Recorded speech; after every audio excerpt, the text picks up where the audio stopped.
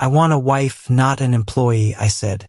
One knee on the concrete, a dirty shop rag in my hand, and a grin I regretted the instant it left my mouth. The woman standing beside the open hood tightened both hands around the straps of a pink floral duffel bag. I asked for a job, she said. She turned toward the open bay door. I dropped the rag before she could take 3 steps. Wait, please. She stopped but didn't look back. I stood up too fast, cracked my shoulder against the Chevy's hood, and swore under my breath. When she finally turned, her pale floral dress and light cardigan looked painfully out of place against the grease-stained garage and the crooked, sun-faded now hiring sign taped to the office window. My name is Jessie Carroll, I said, trying to steady my voice. I own the shop, and that sentence was not part of the interview. There is an interview. There can be, assuming I haven't already failed it. Her lips twitched, not quite forming a smile. More like her face had considered the gesture and rejected it on principle. I stepped away from the doorway, giving her a clear, unobstructed path to leave. I make terrible jokes when I'm nervous. It's not charming. I've been told this by many women, though mostly by my mechanic, Joel, that coaxed the faintest breath of a laugh from her. It also made me realize just how white her knuckles were against the handles of her bag. If you came about the sign, I really do need the help, I said, keeping my voice quiet. Phones, estimates, invoices, scheduling. I promised to conduct a serious interview and completely avoid the subject of marriage. She looked through the grease-smeared office glass at the leaning towers of folders, a dead printer, and a cardboard box labeled taxes, maybe. You need more than help, she said. I know. That's why I'm willing to apologize twice.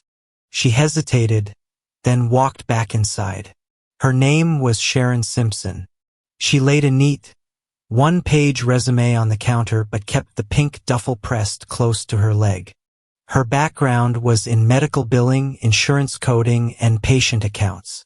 6 years of meticulous work that required absolute accuracy and a high tolerance for people who believed shouting could change math. What does the sign pay? She asked. $15 an hour to start. 30-day trial. If you can make sense of my books, 18 after that. Your sign says 10.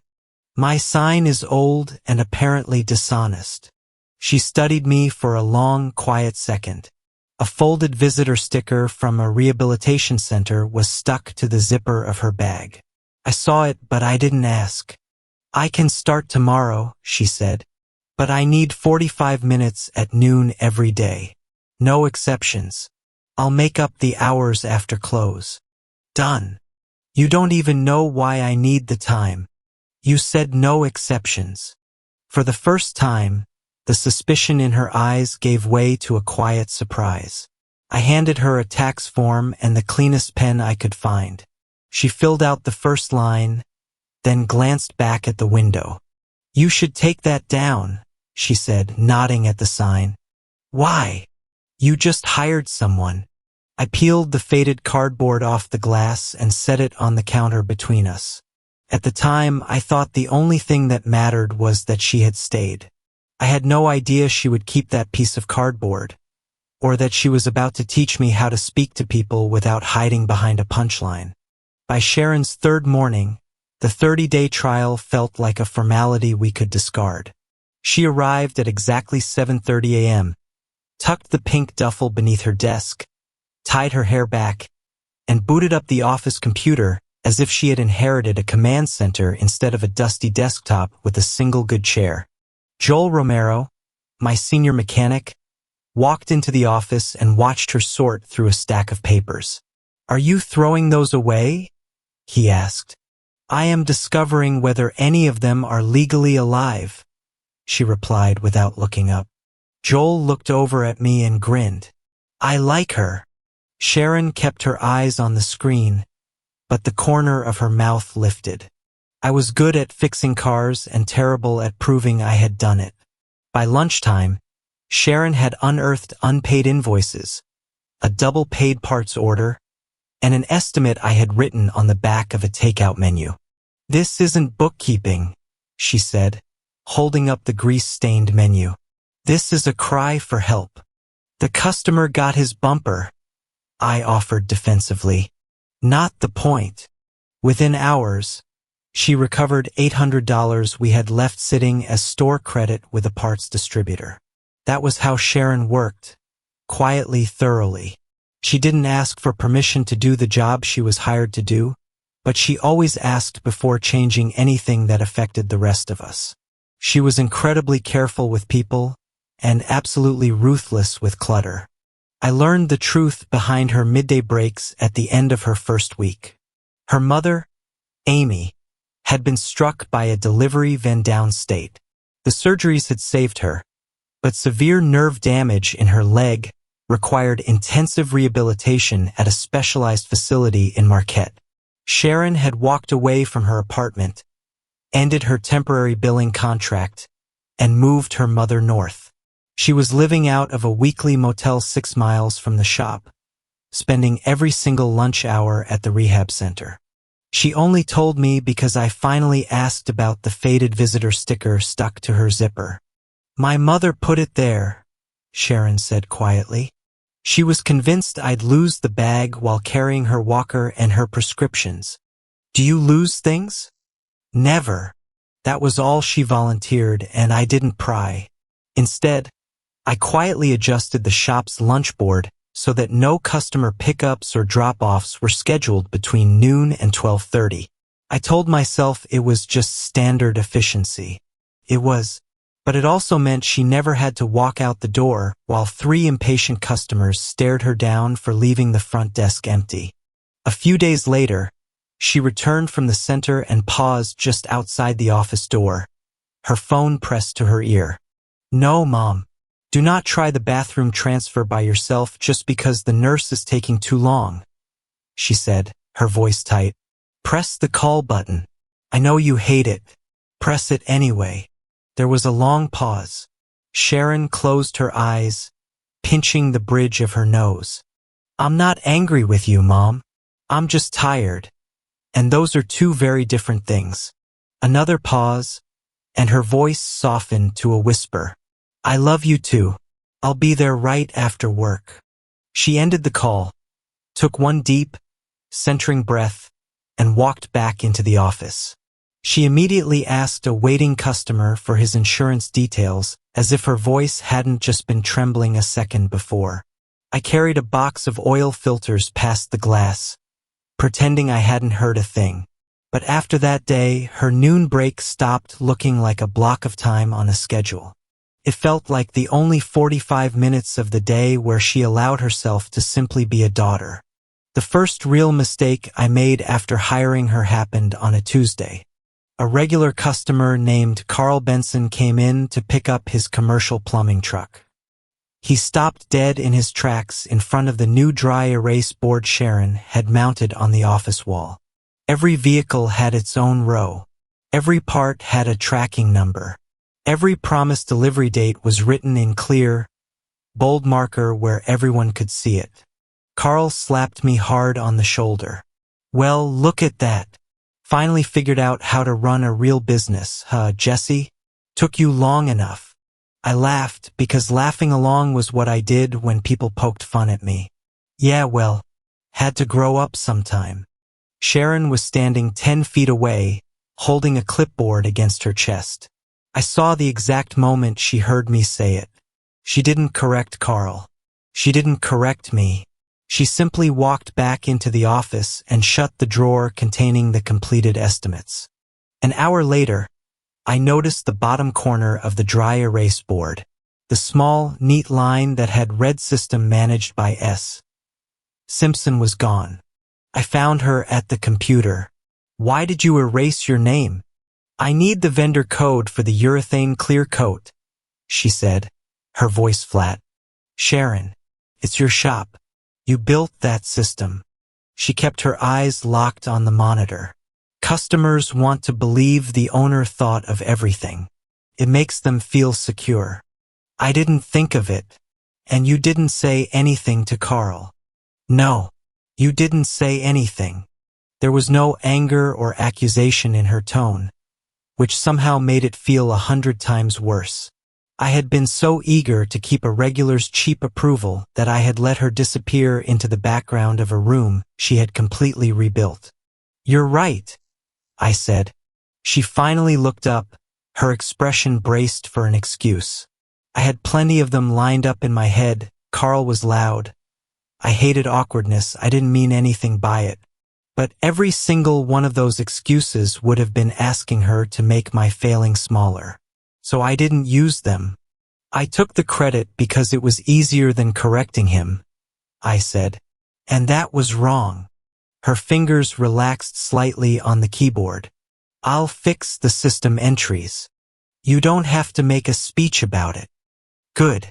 I hate speeches.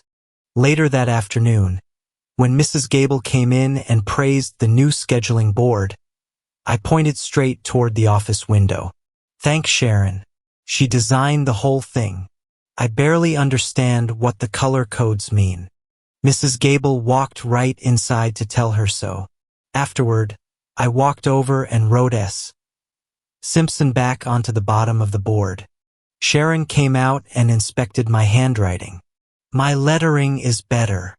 Then redo it. She did. And that was the first time she claimed her own space in the shop, right where everyone could see it. November brought the first hard frost, and with it, a line of customers who had all suddenly remembered they needed winter tires on the exact same morning. Sharon turned the chaos into a structured march.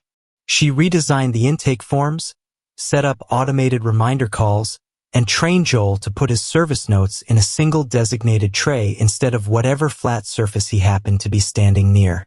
He grumbled and resisted until she labeled the bottom drawer of the filing cabinet. Evidence. I opened it one afternoon and found 3-year-old tax invoices. Evidence? I asked. The state auditing department might need it when they inevitably investigate your past accounting, she replied. I was going to sort those.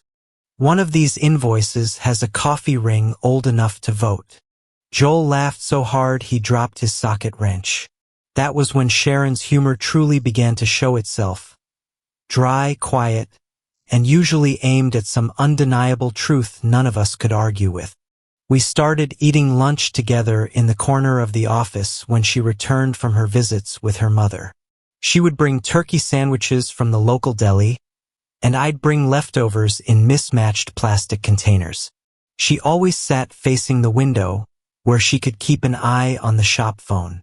For the first 2 weeks, she kept the strap of her pink duffel looped around her ankle. By the 3rd week, she pushed it all the way under the chair. I started noticing things I had no business noticing. The 2 quiet taps of her pen against the desk when a supplier was giving her a hard time. The way she read every financial total twice, but never read a person's face only once. The fact that she preferred the burnt, crispy edges of the lasagna and would quietly slide the soft middle piece onto my plate without saying a word. I also noticed how incredibly empty the shop felt when she was even 5 minutes late.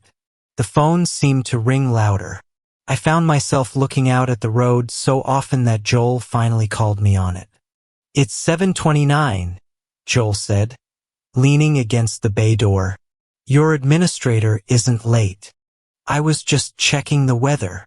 The weather has been gray since 1984, Jesse.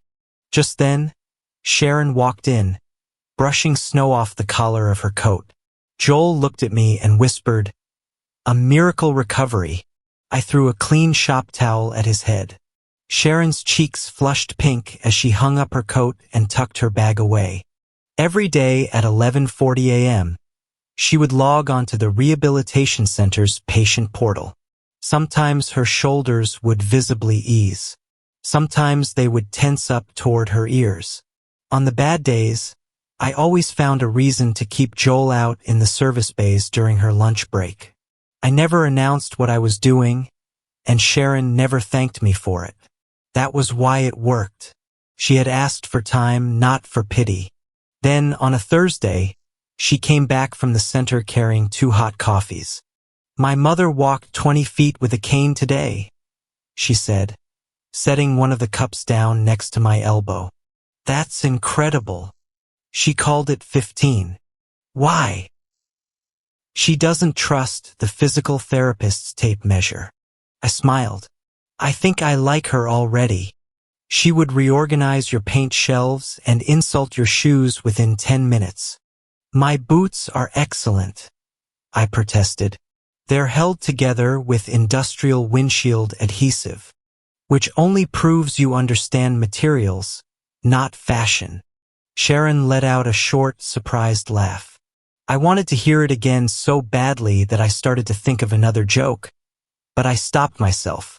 The restraint felt far more intimate than any line I could have delivered. The week before Thanksgiving, the first major winter storm of the season rolled toward the Upper Peninsula. By 10 in the morning, every phone line in the shop was lit up. We had 6 vehicles promised by 3 o'clock, and 4 walk-ins waiting for tire changes they hadn't scheduled. Amidst the noise, Sharon's cell phone buzzed. She answered it, listened for a moment, and went completely pale. "What's wrong?" I asked, stepping to the office doorway.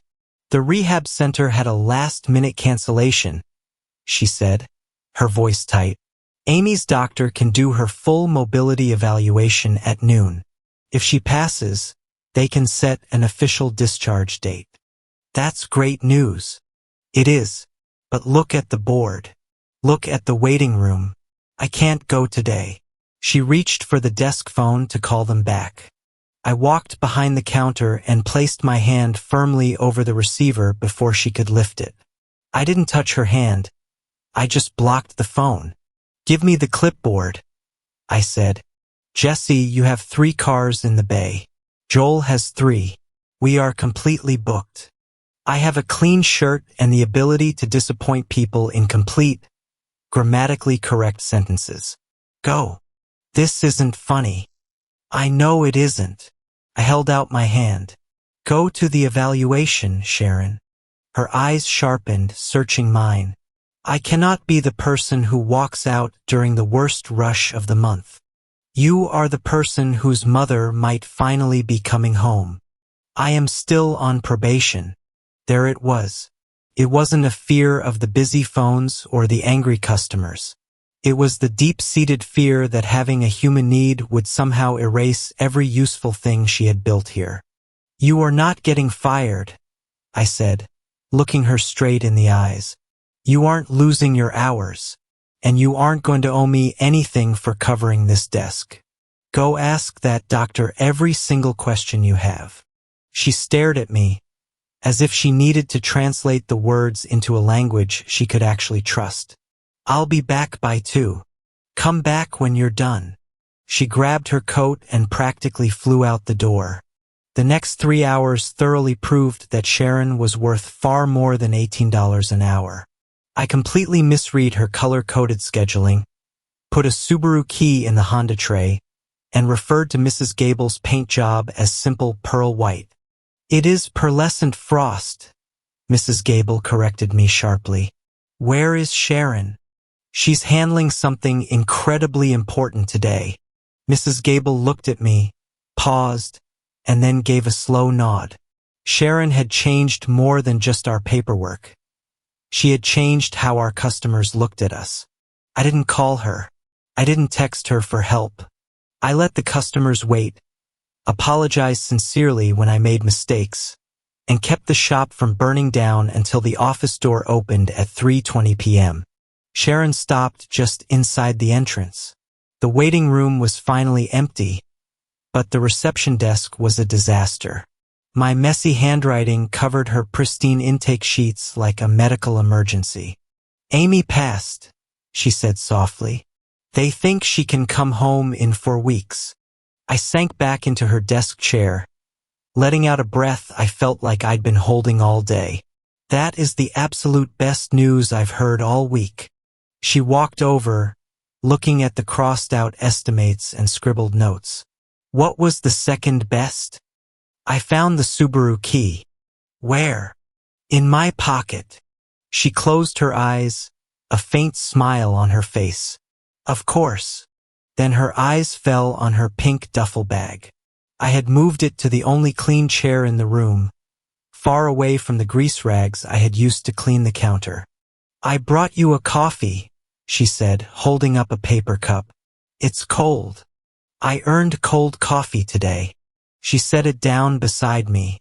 Our fingers brushed against the cardboard, and for a second, neither of us moved.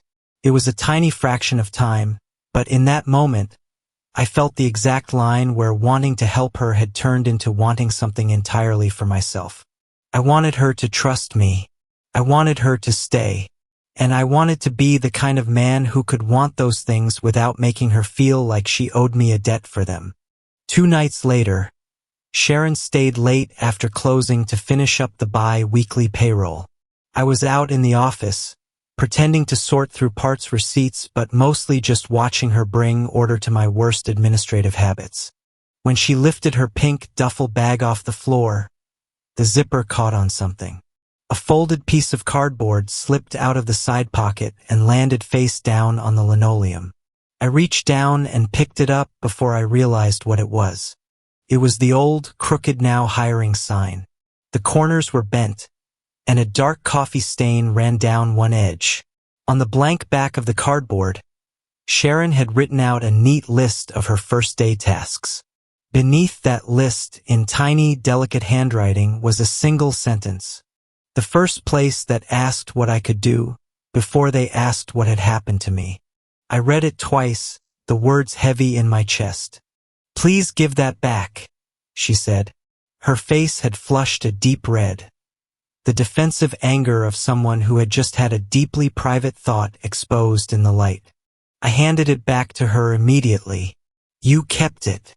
I keep useful cardboard. It was a terrible sign. It got me a job. She folded it quickly and shoved it back into her bag. I opened my mouth to tell her that hiring her was the best thing I had done in years. But before I could find a sentence that didn't put pressure on her, she spoke. The hospital offered me an interview. The entire office went dead silent. In their rehab billing department, she continued, her voice steady but quiet.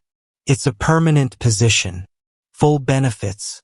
They want to meet next Friday. My very first reaction was selfish, immediate, and silent. No. But my second thought was of her mother. Amy would be coming home soon. A job at the hospital made perfect sense. She would have guaranteed insurance, paid leave, and a career path that didn't rely on a guy who had once stored tax documents under a broken microwave. I leaned back against the counter so I wouldn't reach out for her. That is a really great opportunity, Sharon. Her eyes searched mine, looking for the catch. You don't care if I leave? I care enough to absolutely hate the thought of it, I said. The raw honesty of it caught both of us off guard. I kept going before the fear of being vulnerable could make me turn it into a joke. But I'm not going to make staying here expensive for you. If you want the hospital job, I will write you the best reference letter they have ever read. She clutched the folded cardboard sign against her chest. What if I don't know what I want? Then go to the interview. Find out. She gave a slow, quiet nod. When she walked out of the shop that night and the front door clicked shut, I realized just how much she had changed the sound of this place when it was empty. The question hung over us all through the following week. Would she choose the stability of the hospital or the small shop she had spent weeks rebuilding? And if she did stay, would it be because she loved the work or because I had made leaving feel like an act of cruelty? I became too careful. I stopped lingering by her desk. I only brought her coffee when I brought one for Joel, too. I called it respect, but it was really just fear. By Wednesday, Sharon slammed a folder down on the counter hard enough to make me jump. Did I do something wrong? She demanded. No. Why? You've barely spoken more than 3 words to me in 2 days. I'm trying to give you space. I didn't ask for space, Jessie. I looked at her from across the counter. She wasn't backing down. I realized I was the one retreating. I'm trying not to influence your decision, I admitted. You are allowed to have an opinion without turning it into pressure. The words landed perfectly. I want you to stay, I said clearly. And I also want you to take that interview. Both of those things are entirely true. Her shoulders dropped, the tension leaving her body. Thank you, she said softly. That's all you had to say. It wasn't all I wanted to say, but it was exactly enough for then. The real test came the following Monday. A local fleet manager named Miller arrived at the shop to negotiate a winter maintenance contract for 20 commercial delivery vans. It was a massive account, the kind of consistent work that would easily cover our payroll through the slow winter months. Sharon had spent the weekend preparing the turnaround numbers and building a custom service schedule. Miller sat across from me at the desk, flipping through the packet she had put together without looking at her once. This new system is impressive, Carol, he said. But I want a direct line to you. No receptionists, no middlemen. If one of my trucks breaks down, I deal directly with the owner. Sharon is our operations lead, I said, nodding toward her desk. She would be your primary contact. Miller waved a dismissive hand in her direction. I'm not explaining complex fleet mechanics to the girl who answers the phones. Out of the corner of my eye, I saw Sharon's fingers freeze over her keyboard.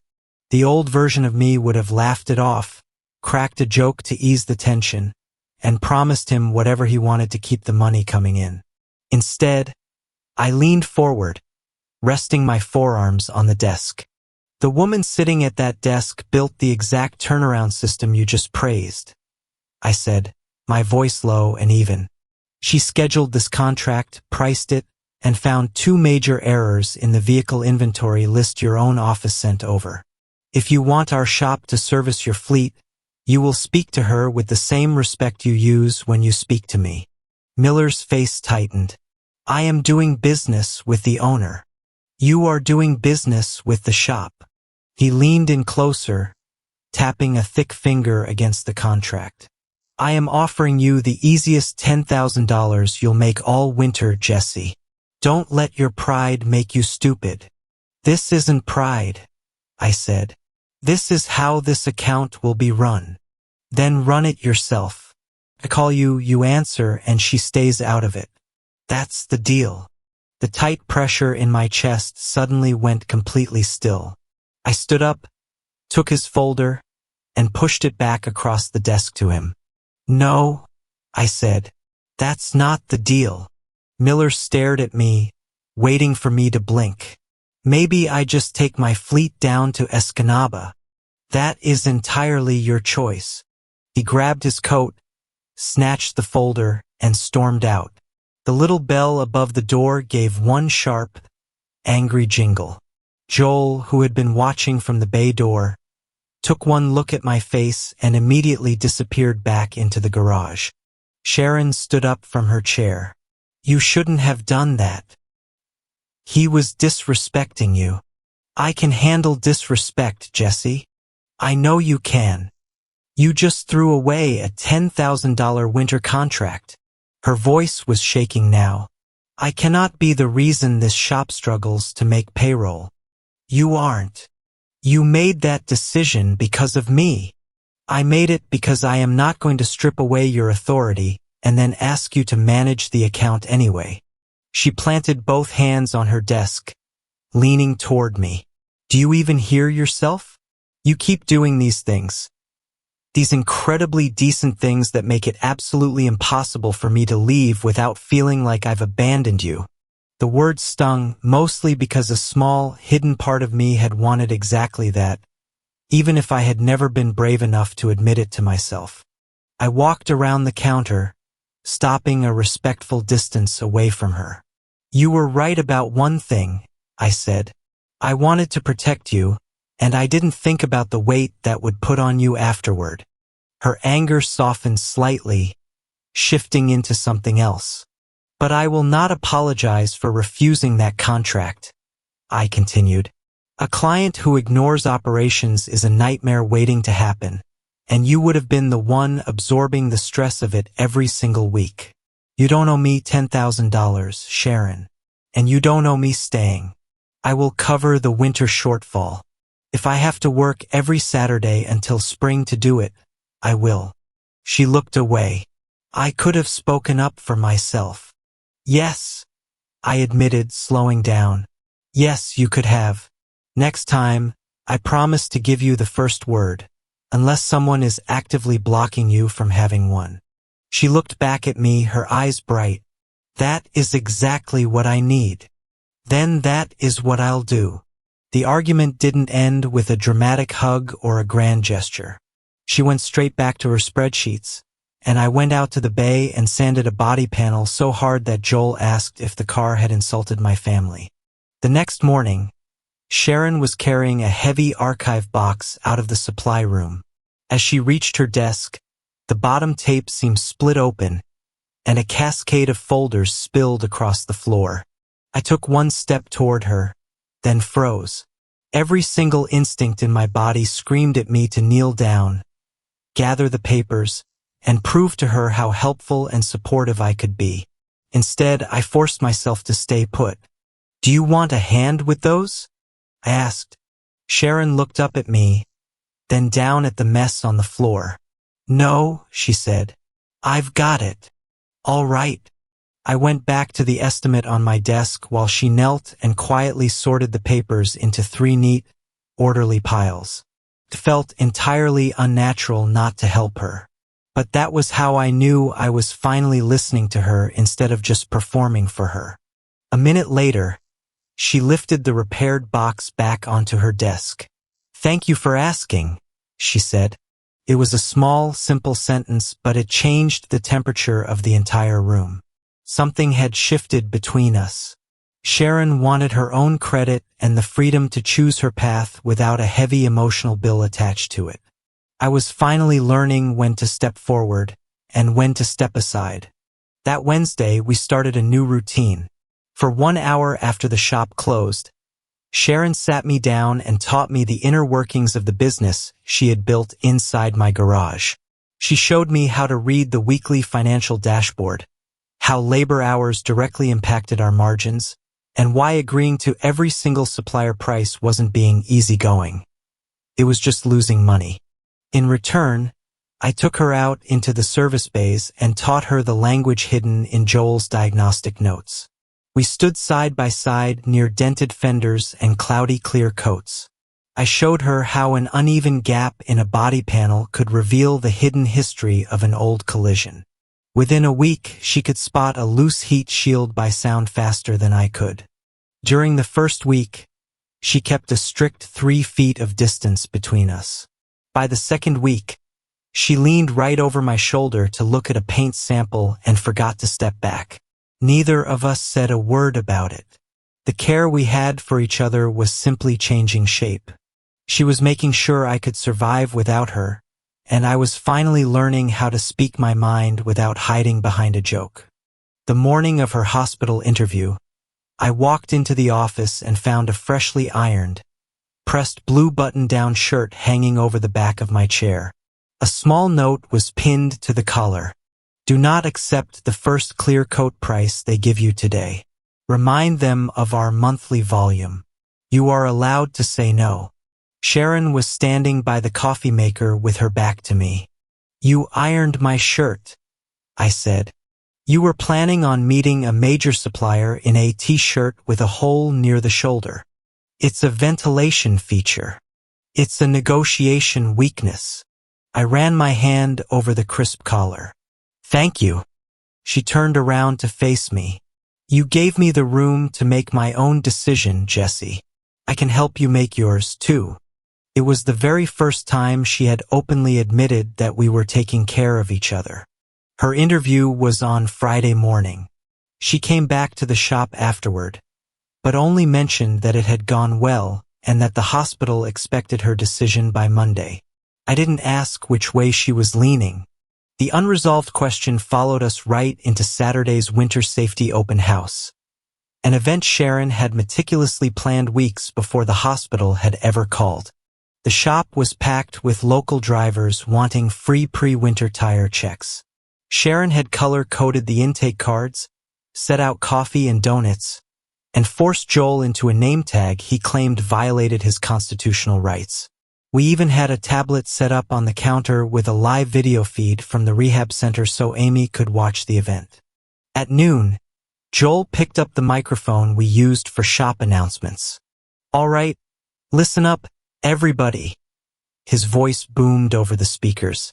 "Thanks for coming out to Carroll Auto today.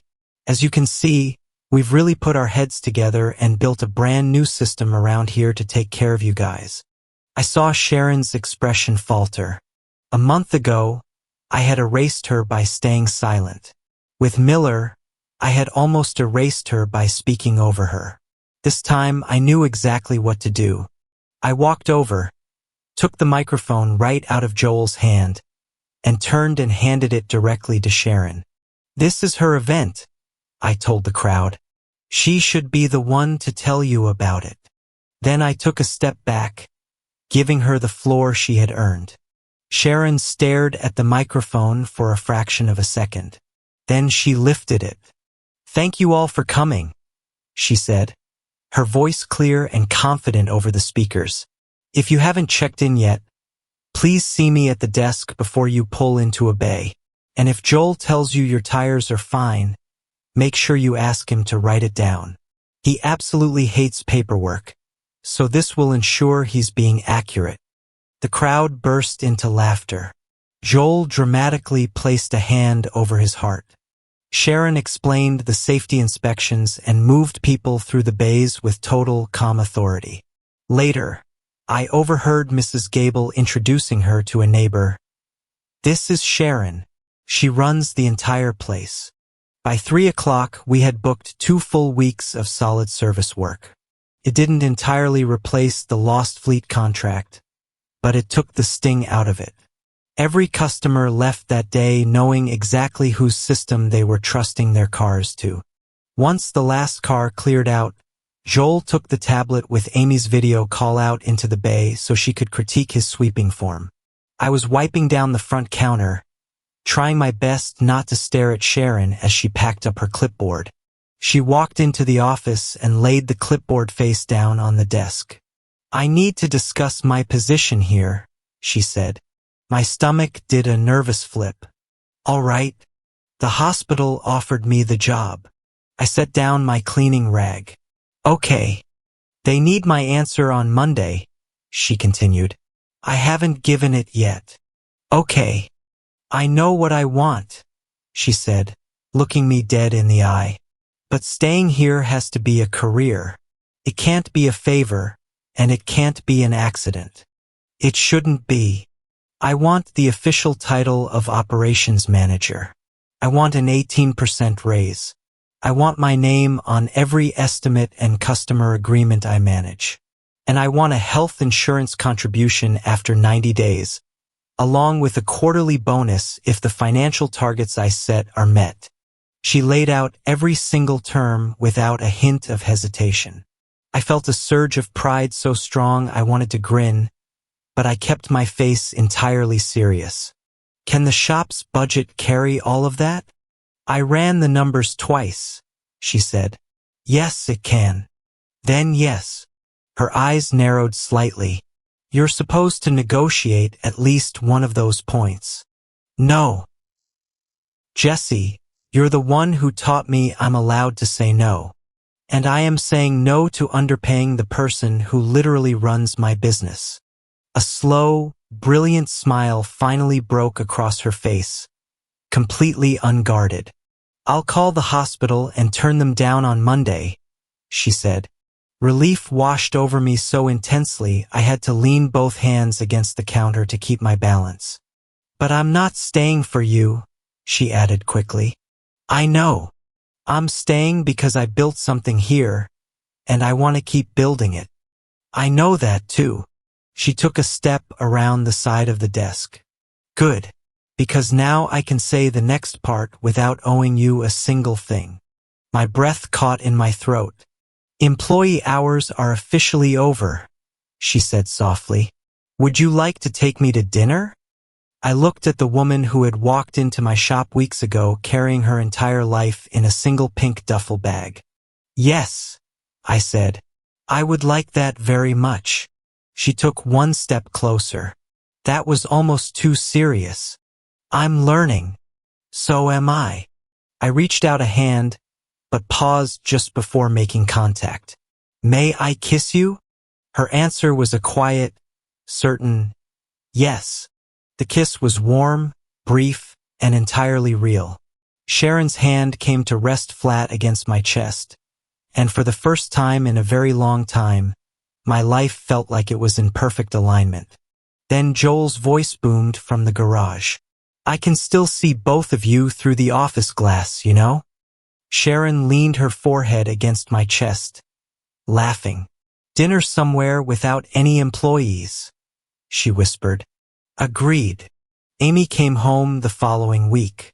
She arrived with a sturdy cane, a strict physical therapy schedule, and a list of strong opinions about every single chair in Sharon's motel room.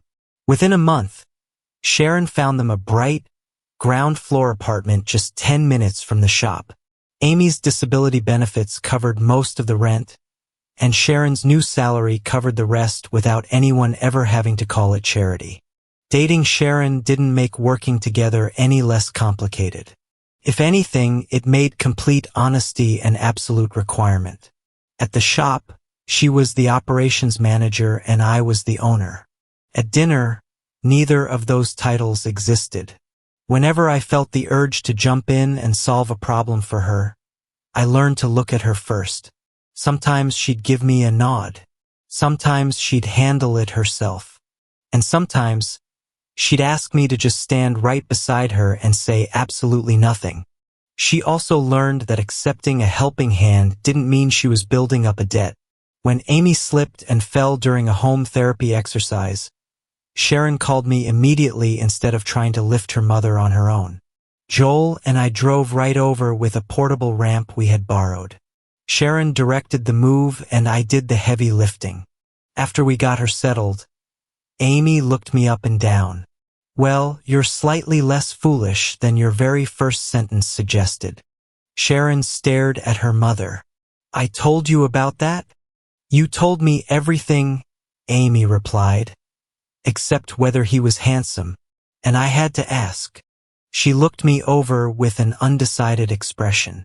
Sharon laughed so hard she had to sit down on the sofa. By the spring, Sharon's name appeared alongside mine on every official estimate.